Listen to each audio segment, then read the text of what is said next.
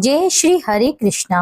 राधे राधे। आप सभी को सावन मास के शुक्ल पक्ष की पुत्रदा एकादशी की हार्दिक शुभकामनाएं। यह एकादशी व्रत भगवान विष्णु को समर्पित होता है। पुत्रदा एकादशी का व्रत करके संतान सुख की प्राप्ति और संतान से जुड़ी हुई सभी प्रकार की मनोकामनाएं श्री हरि विष्णु पूर्ण करते हैं। भगवान विष्णु को समर्पित इस एकादशी का व्रत जो भी व्यक्ति करता है और व्रत कथा को सुनता है, उसकी सभी मनोकामनाएं भगवान विष्णु अवश्य ही पूर्ण करते हैं। तो आज की इस वीडियो में आप सुनेंगे पुत्रदा एकादशी की व्रत कथाएं, भगवान विष्णु की आरती। आइए मेरे साथ कथा का रसपान कीजिए। प्रेम से बोलिए विष्णु भगवान की जय। पौराणिक कथा के अनुसार एक बार भगवान श्री कृष्ण के चरणों में धर्मराज युधिष्ठिर ने प्रणाम करके श्रद्धा पूर्वक प्रार्थना की कि हे मधुसूदन, अब आप कृपया सावन मास के शुक्ल पक्ष की एकादशी के महात्म्य को बताने की कृपा कीजिए। इस एकादशी का क्या नाम है, इसका क्या विधान है और इस दिन किस देवता का पूजन किया जाता है। हे प्रभु, कृपया करके मेरे इन सभी प्रश्नों का विस्तार पूर्वक उत्तर दीजिए। तब भगवान श्री कृष्ण ने कहा, हे धर्मराज युधिष्ठिर, शुक्ल पक्ष की एकादशी की कथा के श्रवण मात्र करने से अनंत यज्ञ का फल मिल जाता है। हे धर्मराज, द्वापर युग के आरंभ में ही महिष्मती नाम की एक नगरी हुआ करती थी। उस नगरी में महाजीत नाम का एक राजा राज किया करता था। वह पुत्रहीन था, इसलिए सदा ही दुखी रहा करता था। उसे वह राज्य सुख और वैभव सब कुछ बड़ा ही कष्टदायक प्रतीत होता था, क्योंकि पुत्र के बिना मनुष्य को इहलोक और परलोक दोनों में ही सुख नहीं मिलता है। राजा ने पुत्र प्राप्ति के लिए कई उपाय किए, किंतु उसका हर उपाय ही निष्फल रहा। जैसे जैसे राजा महाजीत वृद्धावस्था की ओर बढ़ते जा रहे थे, वैसे वैसे ही उनकी चिंता भी बढ़ती जा रही थी। एक दिन राजा ने अपनी सभा को संबोधित करते हुए कहा कि हे प्रजाजनों, ना तो मैंने अपने जीवन में कोई पाप किया है और ना ही अन्याय पूर्वक प्रजा से धन एकत्रित किया है, ना कभी प्रजा को कष्ट दिया है और ना कभी देवता और ब्राह्मणों का निरादर ही किया है। मैंने प्रजा का सदैव अपने पुत्र की तरह ही पालन किया है। कभी भी किसी से ईर्ष्या भाव नहीं किया। सभी को मैंने एक समान ही समझा है। मेरे राज्य में तो कानून भी ऐसे नहीं है जो प्रजा में अनावश्यक डर उत्पन्न करें। इस प्रकार धर्मयुक्त राज्य करने पर भी मैं इस समय अत्यंत कष्ट पा रहा हूँ। इसका क्या कारण है? मेरी समझ में तो कुछ नहीं आ रहा। आप इस पर विचार करें कि इसका क्या कारण है और क्या इस जीवन में मैं इस कष्ट से मुक्त हो पाऊंगा। राजा के इस कष्ट निवारण के लिए मंत्री आदि वन को गए, ताकि वहां जाकर किसी ऋषि मुनि को राजा का दुख बताकर कोई समाधान प्राप्त कर सकें। वन में जाकर उन्होंने श्रेष्ठ ऋषि मुनियों के दर्शन किए। उसी वन में वयोवृद्ध और धर्म के ज्ञाता महर्षि लोमश भी रहते थे। वे सभी जन महर्षि लोमश के पास गए। उन सभी ने महर्षि लोमश को दंडवत प्रणाम किया और उनके सम्मुख बैठ गए। महर्षि के दर्शन से सभी को बड़ी प्रसन्नता हुई। तब सभी ने हाथ जोड़कर महर्षि से प्रार्थना की, हे देव, हमारे अहो भाग्य हैं कि हमें आपके दर्शनों का सौभाग्य प्राप्त हुआ। मंत्री की बात सुनकर लोमश ऋषि ने कहा, हे मंत्री, आप लोगों की विनम्रता और सद्व्यवहार से मैं अत्यंत प्रसन्न हूँ। आप मुझसे यहाँ आने का अपना उद्देश्य कहिए। मैं आपके कार्य को अपनी सामर्थ्य के अनुसार अवश्य ही करूँगा, क्योंकि हमारा शरीर ऐसे ही परोपकार के लिए ही बना हुआ है। लोमश ऋषि के ऐसे मृदु वचन सुनकर तब मंत्री ने कहा, हे ऋषिवर, आप हमारी बातों को जानने में श्री ब्रह्मा जी से भी ज्यादा समर्थ हैं। अतः आप हमारे संदेह को दूर कीजिए। महिष्मती नामक नगरी के हमारे महाराज महाजीत बड़े ही धर्मात्मा और प्रजा पालक हैं।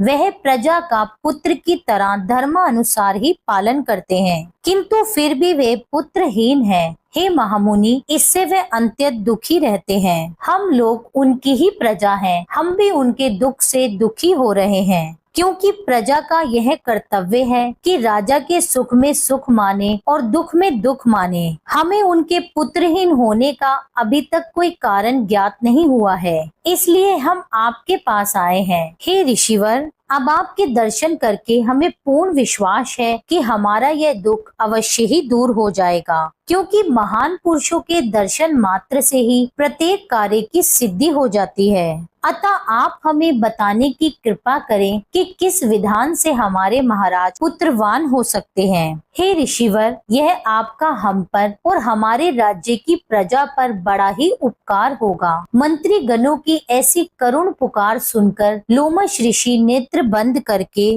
राजा के पूर्व जन्मों पर विचार करने लगे। कुछ देर बाद विचार करके उन्होंने कहा, हे भद्रजनों, यह राजा पिछले जन्म में अत्यंत उद्दंड था और बुरे कर्म किया करता था। उस जन्म में यह एक गांव से दूसरे गांव में घूमा करता था। एक बार की बात है, यह 2 दिन से भूखा था। दोपहर के समय एक जलाशय पर यह जल पीने गया। उसी समय उसी जगह पर एक ब्याई हुई गाय भी जल पी रही थी। राजा ने उसे प्यासे ही भगा दिया और खुद जल पीने लगा। उस दिन एकादशी की तिथि थी। ब्याई हुई गाय को जल ना पीने देने के कारण ही राजा को यह पाप लगा है। हे श्रेष्ठ पुरुषों, इसलिए राजा को इस जन्म में यह कष्ट भोगने पड़ रहे हैं। एकादशी के दिन भूखा रहने का यह फल हुआ कि यह इस जन्म में राजा है और प्यासी गाय को जलाशय से भगाने के कारण यह पुत्रहीन है।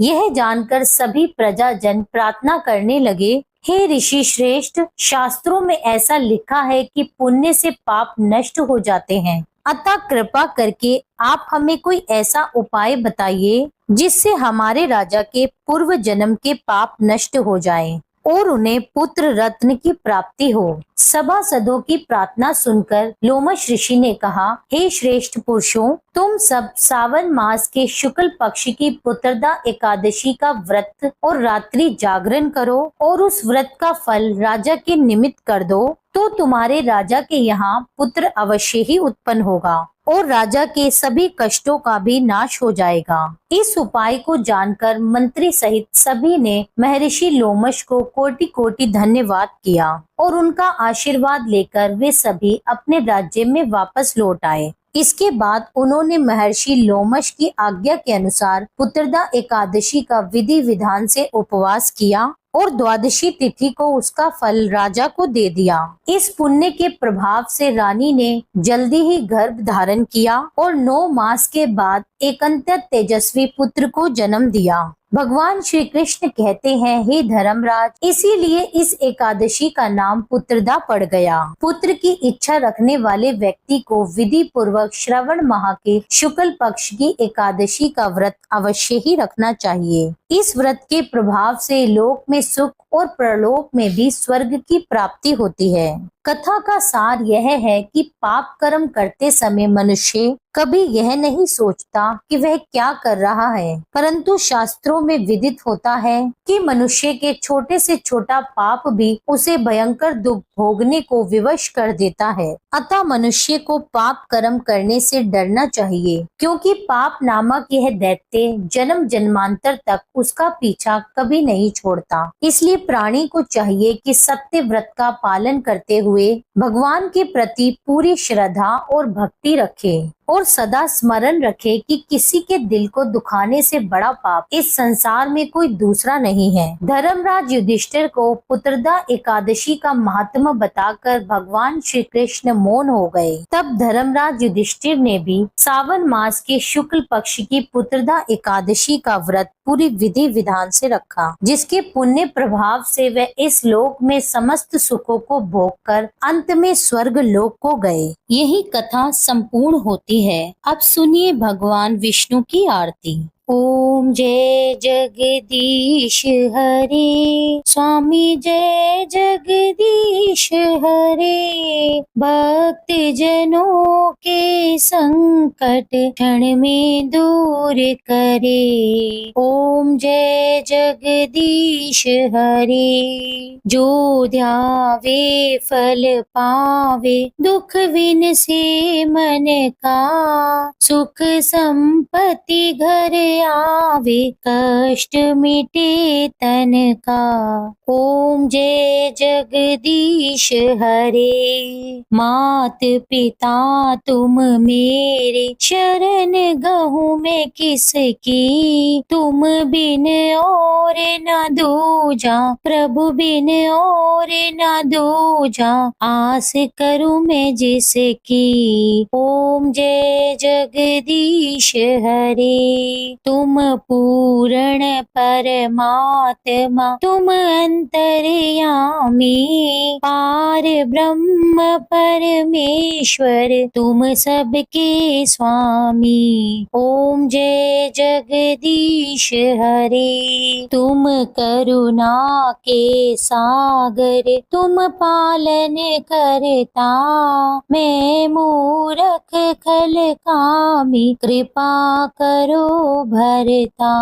ओम जय जगदीश हरे। दीन बंधु दुख हरता, तुम ठाकुर मेरे। अपने हाथ बढ़ाओ, द्वार पड़ा मैं तेरे। ओम जय जगदीश हरे। विषय विकार मिटाओ, पाप हरो देवा। श्रद्धा भक्ति बढ़ाओ, संतन की सेवा। ओम जय जगदीश हरे। तन मन धन सब कुछ है तेरा, स्वामी सब कुछ है तेरा। तेरा तुझको अर्पण, क्या लागे मेरा। ओम जय जगदीश हरे। श्री जगदीश स्वामी जी की आरती जो कोई नर गावे। कहत शिवानंद स्वामी, सुख संपत्ति पावे। ओम जय जगदीश हरे। स्वामी जय जगदीश हरे। भक्त जनों के संकट क्षण में दूर करे। ओम जय जगदीश हरे। यह थी आज की वीडियो। उम्मीद करती हूँ ये कथा आपको पसंद आई होगी। वीडियो अच्छी लगी हो तो वीडियो को लाइक करके मेरे चैनल को अवश्य ही सब्सक्राइब कर दीजिए। कमेंट में लिख दीजिए विष्णु भगवान की जय। मिलती हूँ आपसे एक अगली वीडियो में, तब तक के लिए जय श्री राधे।